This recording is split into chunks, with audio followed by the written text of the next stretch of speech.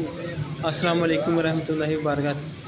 ये जी डस्का का अलखिदमत सेंटर है, जहाँ मोटरसाइकिल वगैरह के जो लाइसेंस बनते हैं, और 8:30 बजे की ये वीडियो रिकॉर्ड हुई है।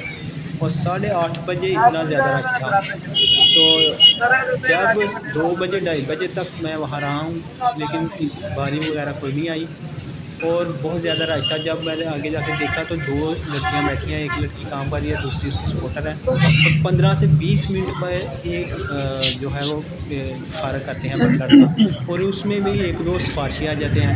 और जो लैन में हैं वो दिन से लेकर रात तक लाइन में रहते हैं, और उनको बारी को नहीं आती, और शाम को फिर वापस जाना चला जाते हैं। तकरीबन 4 दिन हो गए हैं, ऐसे ही हो रहा है।